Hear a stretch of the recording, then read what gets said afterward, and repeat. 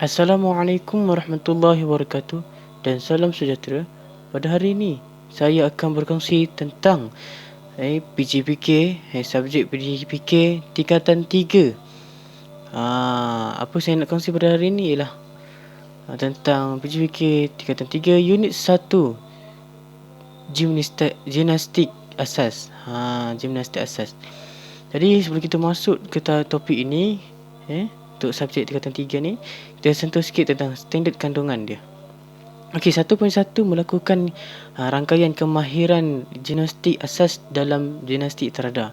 Okey, so tu dia. Yang kedua, seterusnya 2.1 mengaplikasikan pengetahuan konsep pergerakan dan prinsip mekanik semasa melakukan rangkaian kemahiran gimnastik asas dalam gimnastik terada. 5.2 menunjukkan keyakinan dan tanggungjawab kendiri semasa melakukan aktiviti fizikal. 5.3 berkomunikasi dalam pelbagai cara semasa melakukan aktiviti. Dan 5.4 membentuk kumpulan dan bekerjasama dalam kumpulan. Okey, pengenalan. Gimnastik terada ialah persembahan berkumpulan, bukan sendiri-sendiri individu, mengikut muzik dan melibatkan kemahiran gimnastik, tarian dan pergerakan untuk tujuan hiburan. Hiburan. Jadi persembahan gimnastik terada ni dia menyediakan peluang bagi peserta daripada pelbagai umur, tahap kemahiran, kebolehan dan disiplin untuk menunjukkan bakat, kreativiti dan juga imajinasi mereka. Jadi alatan dan prop juga digunakan untuk menyeri persembahan. Setiap individu memainkan peranan yang penting dalam menjayakan persembahan berkumpulan. Jadi komunikasi dan kerjasama yang baik dapat membentuk satu kumpulan yang mempunyai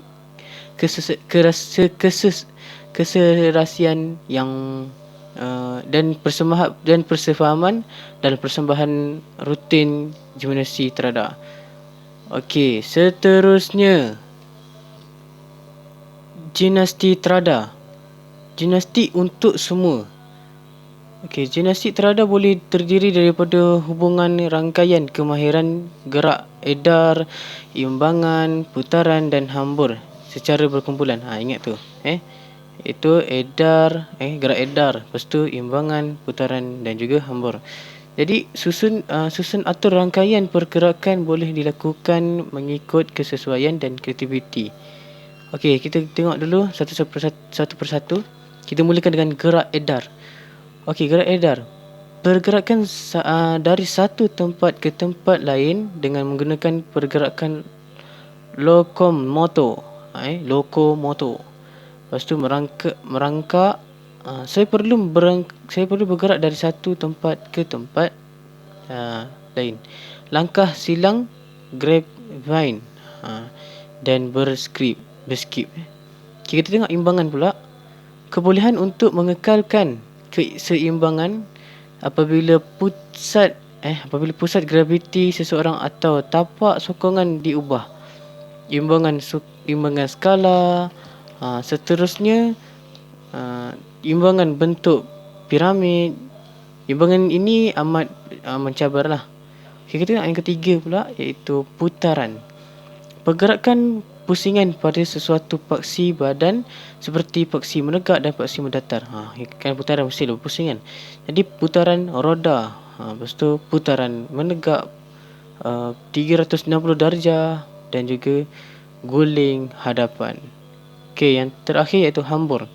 Okey, hambur ni melibatkan aktiviti yang menghasilkan anjakan badan yang cepat. Jadi anjakan tersebut boleh dilakukan dari kaki atau tangan ataupun kedua-duanya sekali. Lepas tu lombol kangkang. Seterusnya hambur asas alatan. Itu sajalah. Jadi murid boleh menyenaraikan dan melakukan pelbagai kemahiran gerak edar, imbangan, putaran dan hambur berdasarkan pengalaman sedia ada. Okey, seterusnya sedikit pengetahuan. Konsep pergerakan kesedaran tubuh badan.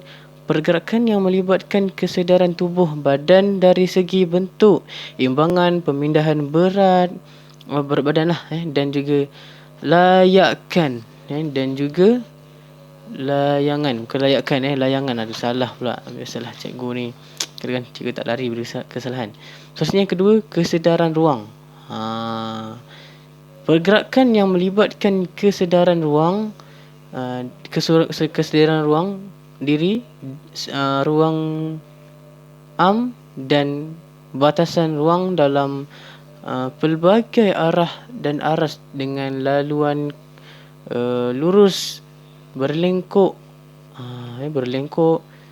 spiral dan zigzag. Yang ketiga, kualiti pergerakan. Jadi kualiti pergerakan ni yang melibatkan kelajuan cepat atau lambat dan penggunaan daya antara ringan dan berat berdasarkan tempoh dan irama. Dan keempat ialah hubungan. Jadi gerakan yang melibatkan hubungan antara alatan, pasangan atau kumpulan. Itu sajalah. Okey, seterusnya ialah cikgu akan ceritakan sikit tentang kejap. Okey, tentang penggunaan alat. Penggunaan alatan atau probe semasa persembahan juga dapat membantu menghasilkan persembahan yang menarik. Jadi saya akan ceritakan sikit keselamatan. Lakukan kemahiran mengikut kemampuan diri sendiri.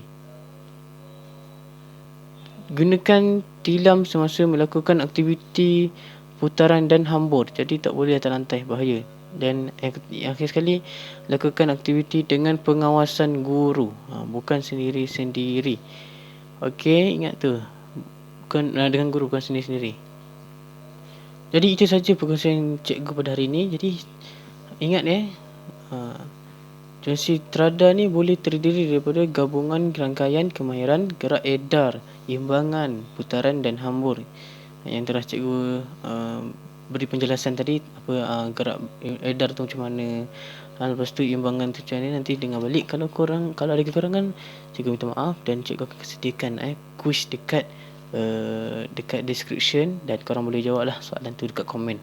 Sebab cikgu tak pandai nak buat quizzes ataupun link quiz Google Form lah, cikgu tak pandai. So itu saja. Assalamualaikum.